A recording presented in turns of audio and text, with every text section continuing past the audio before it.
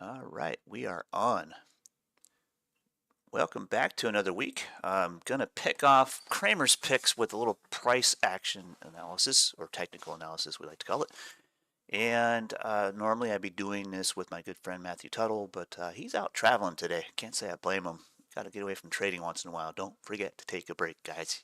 Got to have that work-life balance. If you trade for a living, you still got to live a little. Don't forget that. Anyway, thought I'd get started with a quick look at SPY, just kind of give us a range. We've been trading this range for a little while now. You can see all my liquidity zones, and pretty much back and forth. We went all the way to the top and back again, and now we're kind of in the middle. So expect a little bit of sag in the middle of the afternoon. Maybe we get an outside break, possibly by the end of the day, but hard to say.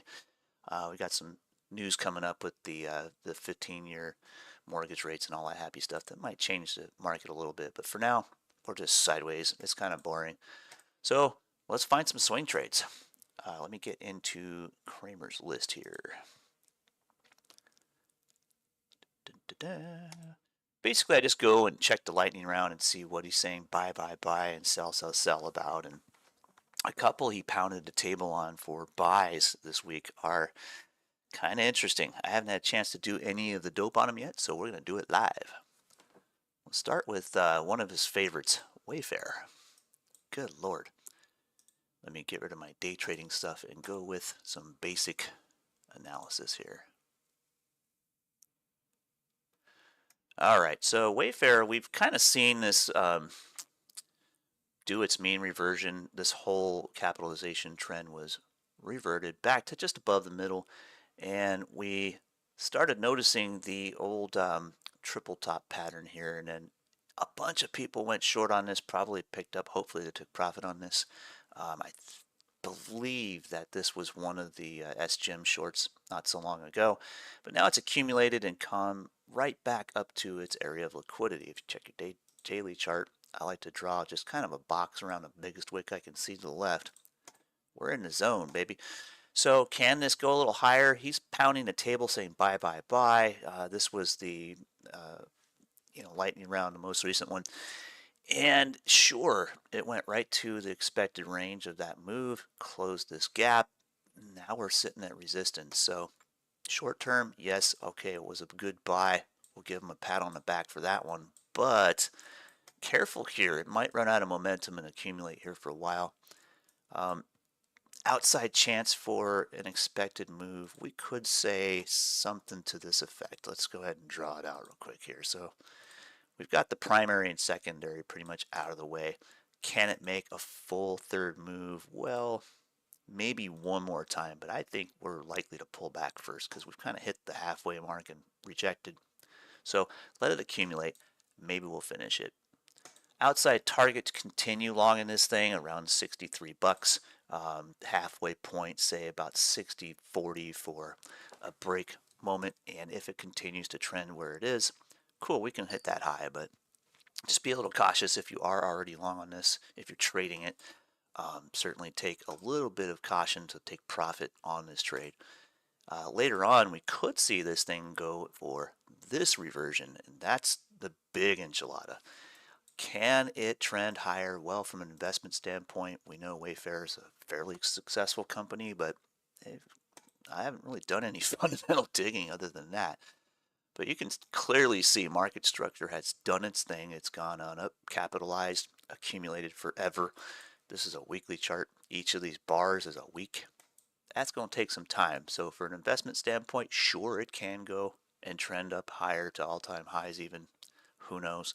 I usually look for the mean reversions of, say about the middle of the previous trend. And there's a little range of accumulation here.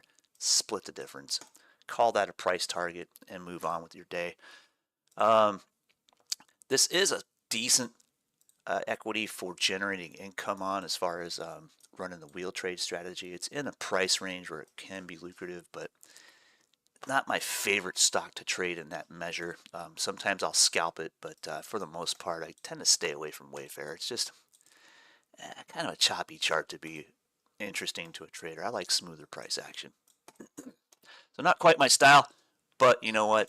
I'll give old Jimbo kudos for calling this one out. He said buy that one. Moving on, Wesco. He said buy this one. Well, we have a hell of a gap down here. Good Lord, it's trading in a nice trending range. Can we see market structure happening here? Maybe. This thing's been around for quite a while. It's done this, run up and run down. Can it break into a bull trend here in a short term or medium term? Absolutely.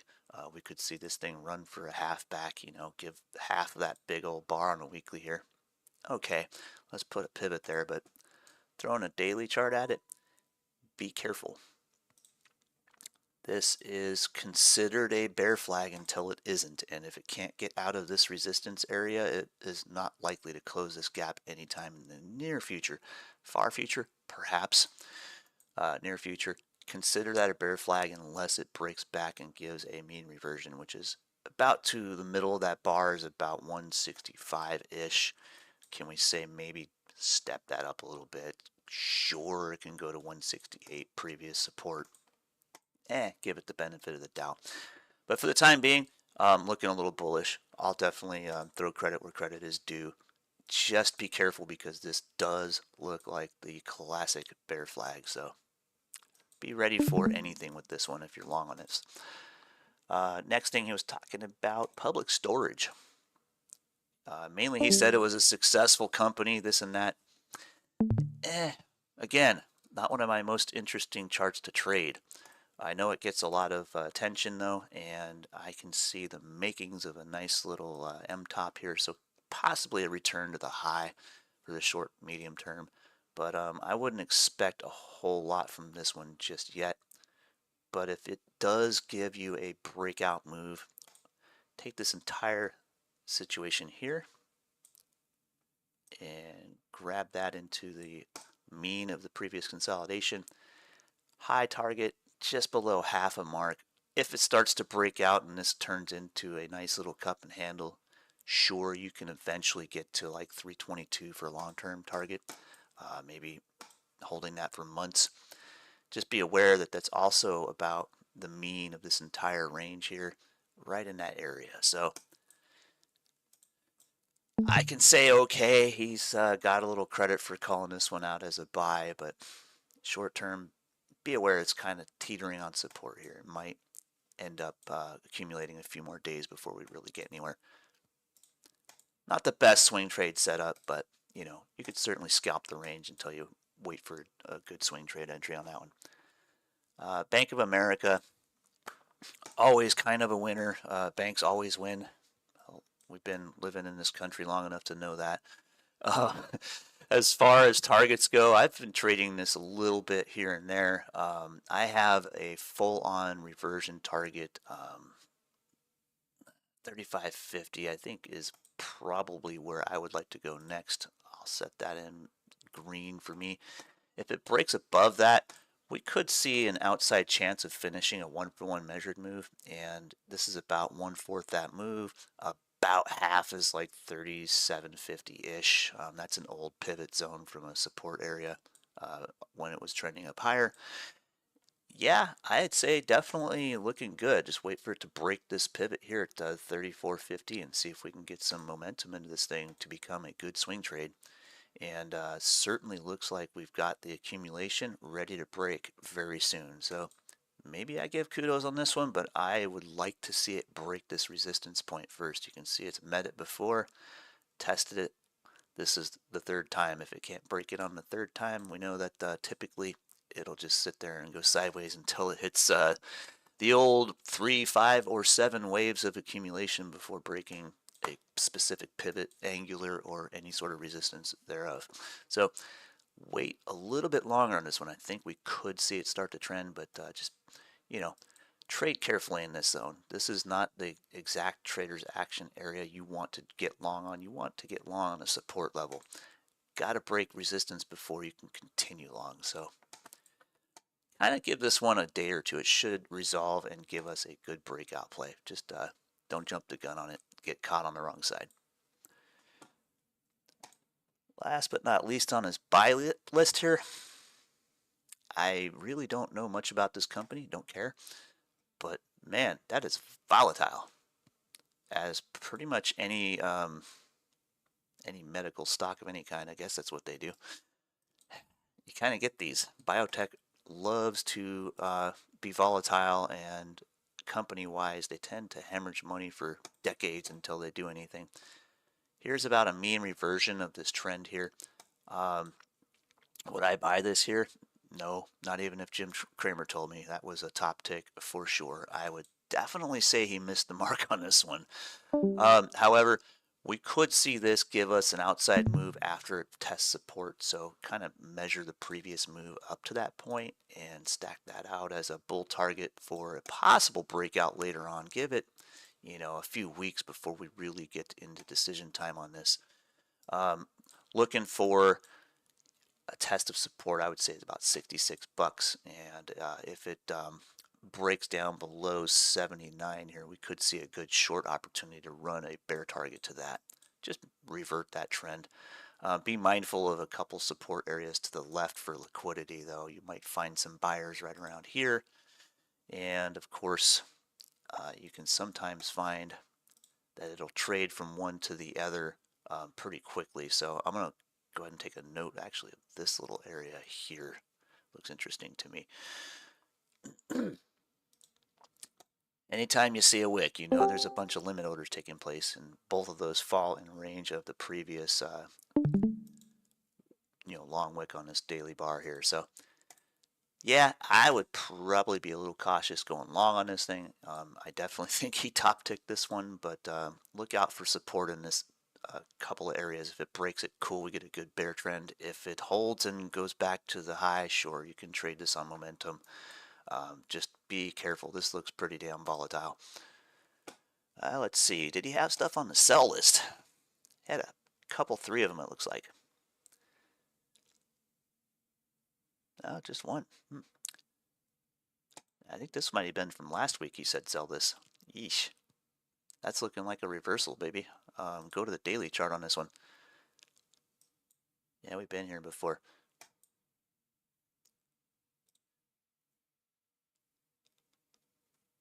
Jobby Aviation. I remember this one. Yeah, this was one from last week. Sorry about that. But we're still looking like we're moving up to a reversion of this previous trend. So we could see this being pretty much target met. I think I remember saying watch for a mean reversion on this one. And then on the long term, we're looking for liquidity up here. So if this ends up being a nice little reversal down in here, we could see it, run back up. Just be a little leery of this one. Short term, it's already made a reversion of the previous short term trend, obviously. So a good day trade on, or a good swing trade on that one from the bottom, but not my favorite stock to trade. He gave kind of a hold vibe on which one was it?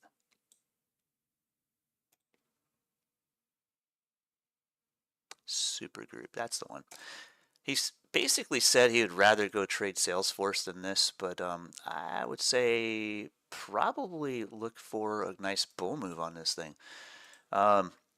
We've seen market structure a million times. We've seen exactly this. We've talked about this before. It's just above the mean on the weekly here, which is actually a good sign for bulls. And we could see this become a nice swing trade.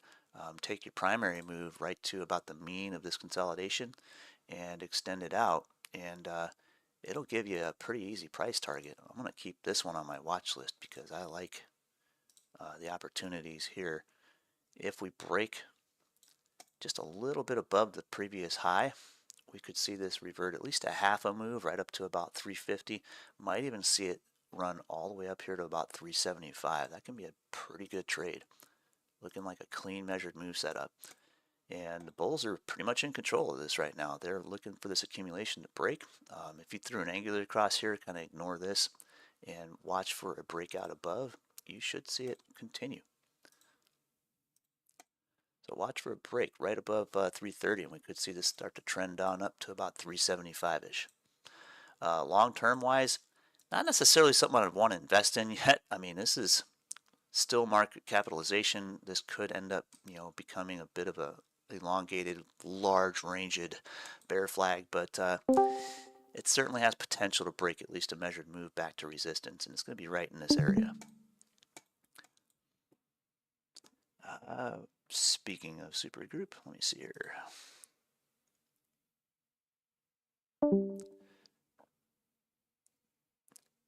I gotta figure out where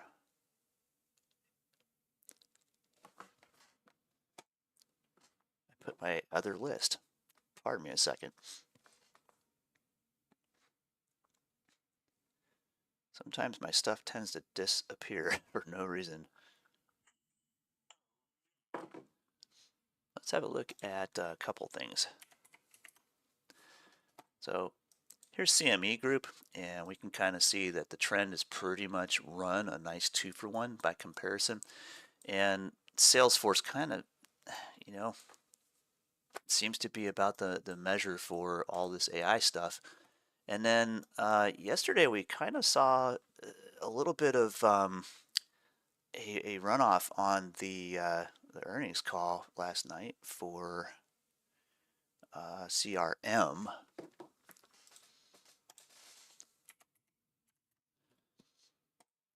Not CRM. What the heck was? Oh, the AI thing. Sorry, Snow. That's the one I'm thinking of. But anyway, we're looking at Salesforce as well as kind of litmus test in the comparison that Kramer was making. Go buy Salesforce. He'd rather say that.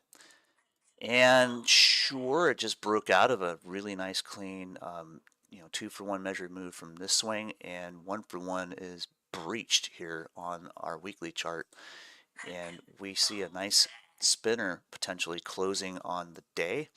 So a bit extended here. We could see continuation in this trend, but typically the 3-for-1 measured move is pretty rare. We've hit like 2.5 almost, and we started to look like rejection.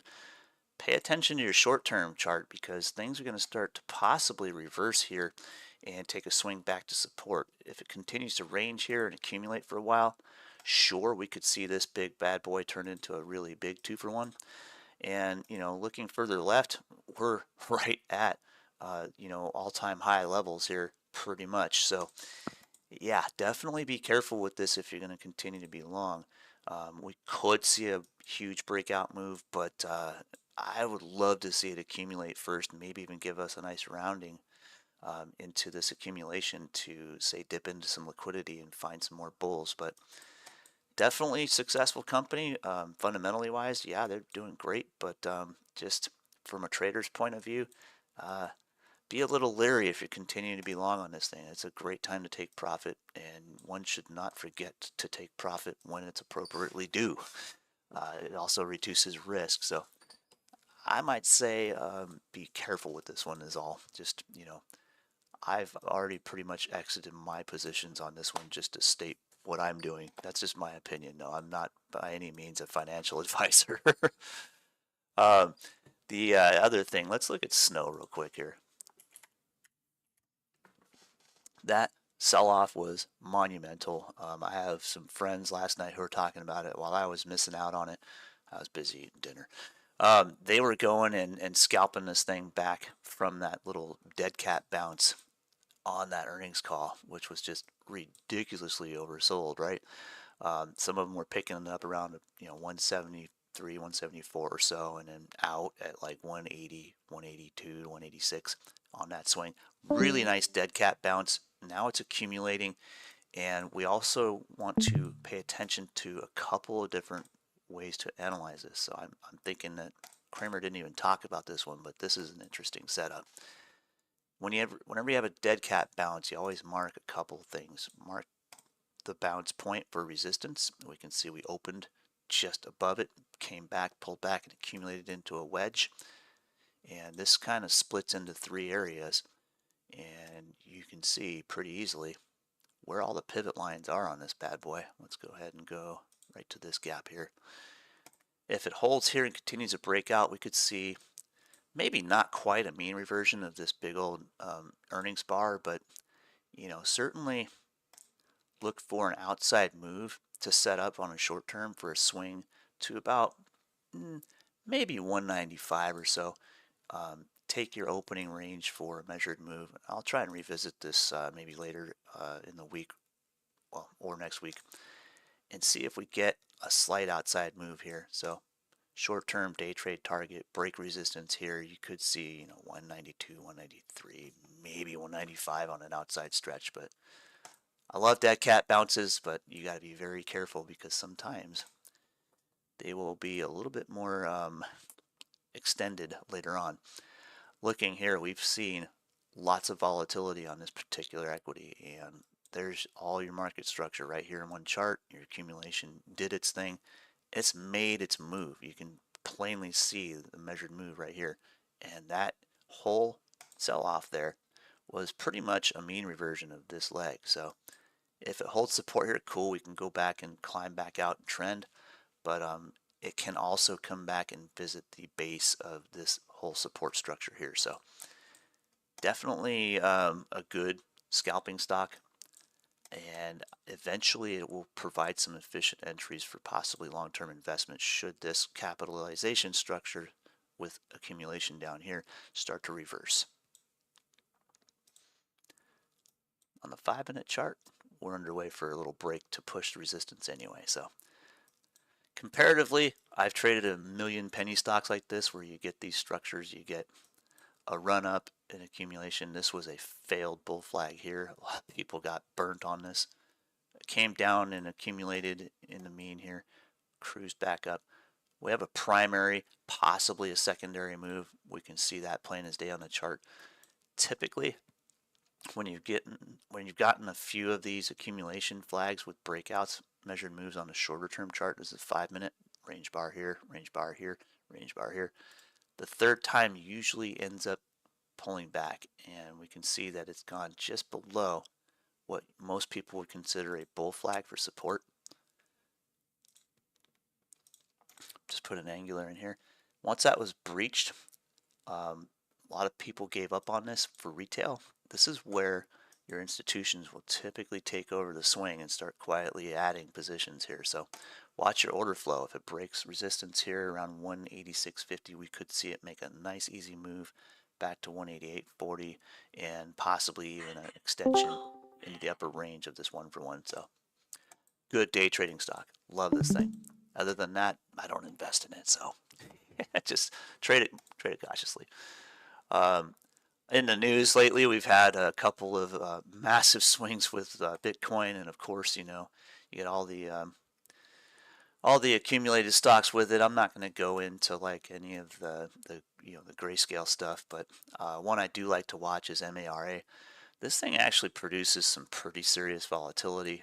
As you can see, the structure is pretty clean here.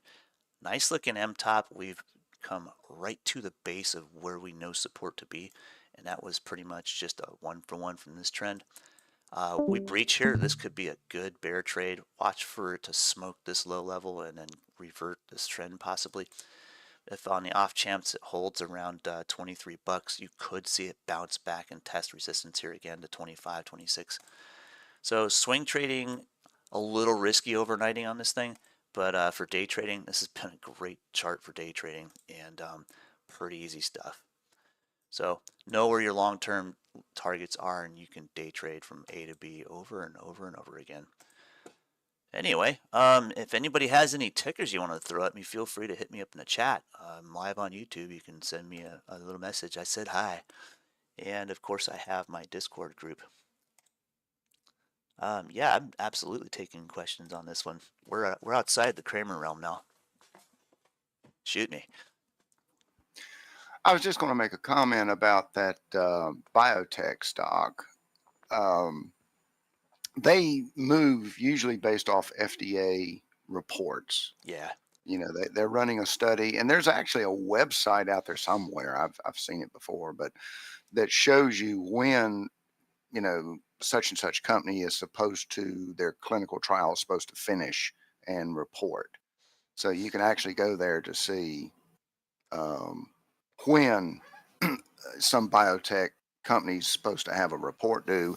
And that's just like you said, they'll start off at $100 a share.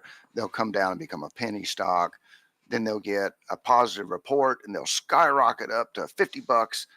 And, the whole Timothy Sykes style of trading was to wait for these stocks to shoot up because he knew they were going back to a penny again, and he would short them all the way down. Oh yeah. Not saying that that's the right call every time, but at any rate, For but yeah, for the most anyway. part, my experience in biotech stocks, awesome day trading stocks when they get the short squeeze on, and then you can short the peak of that. Um, Knowing that they're really good at hemorrhaging money, so um, some of them become long-term investments successful, like of course, Pfizer, and we all know the big names. But a lot of these small ones where they're running studies and they're basically all in on a couple, maybe two or three at most, different studies and stuff. And yeah, you can see all the FDA news points just causes a wake of hype to fall into the chart and just explosive moves all over the place. Love those FDA things, and when they get declined or they pause the study or something like that, man, they sell off so stinking quick. And shorting them can be lucrative as all get at, but you gotta take it from a day trader's approach, and basically you don't want to FOMO anything and hold it longer than you have to, so to speak, when it comes to biotechs. That being said, though, I've gone on a couple of biotechs. Gosh, even my first trade was a biotech stock, and it was exactly that. It started at like $92 a share or something like that, plummeted down to trading in a range sideways for like 3 months on end, between like 9 and 11 cents. I used that time of accumulation to compound a position, intraday swings.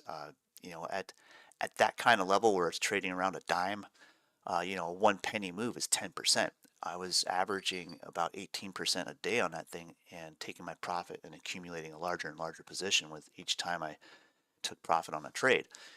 And, before long, I turned a really small position into a relatively large position. And then it gets that little FDA pop, and blam, it went to like 34 cents. By the time I realized what was going on, I clocked out at 26 cents and made a tidy profit. But, you know, they do provide opportunity for a trader, but for an investor, I always cringe when I hear people investing long term in a penny stock biotech Well, yeah.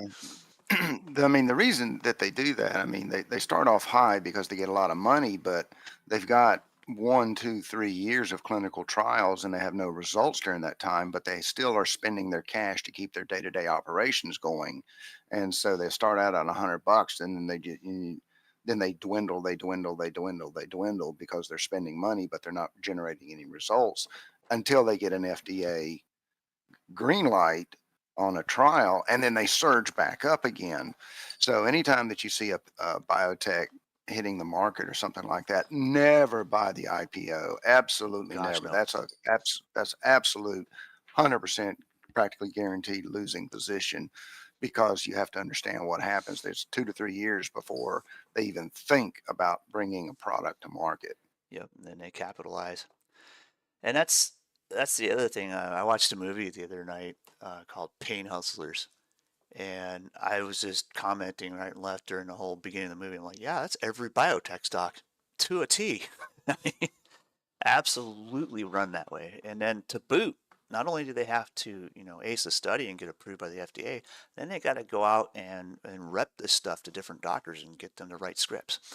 And it's a big hustle. So unless they're actually selling products, they usually will just fade into the background and eventually get delisted.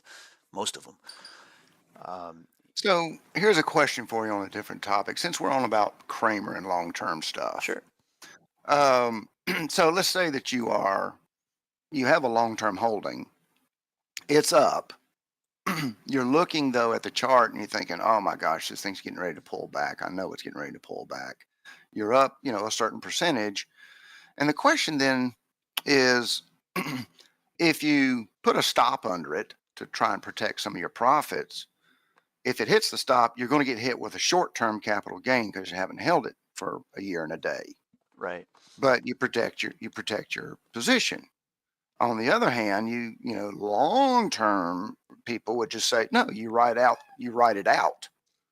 Um, you expect some volatility and you just ride it out for 5, 10 years. So what's your take on that? So I'm a much more active trader when it comes to passive long-term positions, so to say.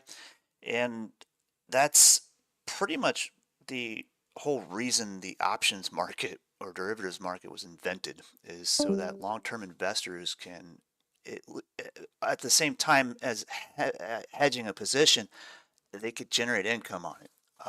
If you utilized a collar strategy, that's kind of exactly what institutions will do, and long-term investors alike. You can kind of protect your asset. Sure, worst case scenario, you do take a short-term investment hit on taxes, but at least you've protected the majority of your capital in doing so. So a collar strategy is kind of ideal for just that. If you're expecting some volatility and some pullback, you can hedge your position should, all hell break loose or the country be shut down for, you know, uh, medical emergency, so to speak.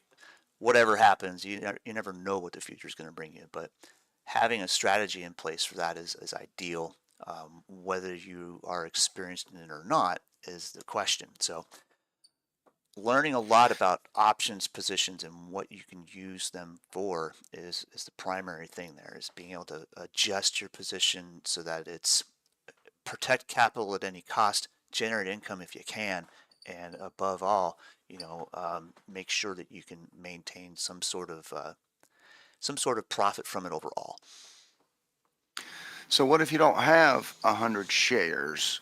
You could still, I mean, granted, you could still work the option, as far as letting it go. You just don't let it go to expiration. So you would still put on an option even though you don't have and don't want 100 shares. Is that what you're saying? You can. You can actually adjust the amount of delta you want to hedge in a collar strategy. So, like, if you had 100 shares, you would pick one specific range of strikes to run a collar strategy. But if you do not have 100 shares, you can protect the equivalent amount going a couple strikes, out of the money or further out of the money with that strategy to kind of accumulate to about how much delta you have in the position. Okay, thank you. It's kind of flexible in that way. I mean, I know not everybody's gonna own 100 shares of like most of these stocks that are over $100 typically will have fewer and fewer stakeholders in that size as far as retail goes. Not everybody's a billionaire. So when you look at stuff like in the realm of that high, um, you kind of got to have some sort of ability to be able to hedge that position, and that's exactly it. You can adjust the amount of delta in a collar strategy to suit how much leverage you have in that position as far as your long position in the company. I did something similar with Google. I had like 40 shares of it, and I was in a position where I didn't have 100 shares. I didn't want to leave a bunch of risk on the table either, and it was a decision of, yeah, do I take that short term capital gains hit, or do I hedge this position? And I did end up hedging that position, and it worked out pretty well. Um, can you also generate synthetics from that? That's a whole nother ball game, but you can. So you can go and um, you can pick a out of the money put for the long on that, and then sell the shorter term call against a longer term call as well. So you'd run two calls and a put. So a long call, short call, and a put to protect it. So you can split the difference between how much leverage you have in the investment versus the caller being able to hedge X amount of delta.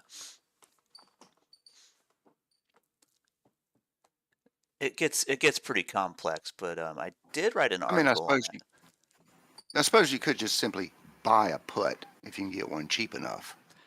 You could, and then you got to figure out the difference is that you got to figure out how much premium are you willing to pay for that, because it's going to cost you with time decay, unfortunately. So if it gets to a level where things start falling apart, you've got to split the difference still with how much delta do you want to hedge. So if you can find a put that is, equivalent to, typically it ends up being in a realm somewhere between like 8 to 12%, roughly, depending on how far out you go. If it's like 6 months to expiration or something, a little less. Um, Typically, you're looking at about 10% your total to hedge that with a put long, a few strikes out of the money. So, like if you had $1,000 in, you're looking to hedge with no more than $100 of risk on the put. So, you can give or take in a realm of like 8 to 10%, 8 to 12% risk on the put itself because you're going to lose time on it. That's what's great about the collar strategy is it helps to alleviate a lot of that time decay.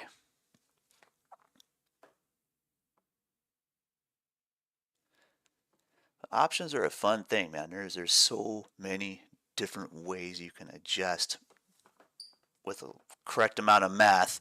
You can adjust any risk you have in the market, long or short. Another thing I like to do is with synthetics, I can run positions that are literally net neutral and synthetic, and you can actually generate income on those on either side of price. So if price is trending down, you can profit to the downside. Price is trending up, you can profit to the upside. It's all about finding what your intended purpose is in the market, and then finding the correct option strategy to achieve that goal.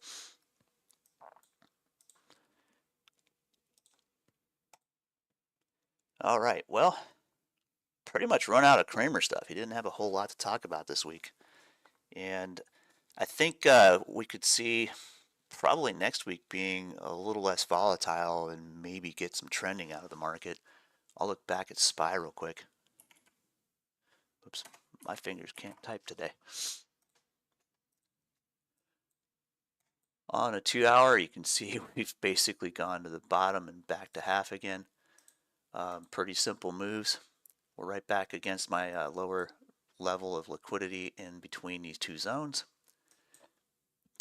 We could run for a mean reversion of this little guy here and maybe go A to B. So keep an eye on the afternoon here. We might get a good bull trade from about 507 to about 507.80. In fact, I think that's going to unload pretty quick here. Anyway, with that, I'm going to sign off. Thanks for joining me this week. I will see you guys out on YouTube next week, again on Thursday, and we will have Matthew Tuttle back, and we'll see if we can throw some fun at old Jim Cramer. One day we'll get the attention of CNBC and maybe get our own offer, but we'll politely turn them down anyway. Thanks again, guys. We'll see you around.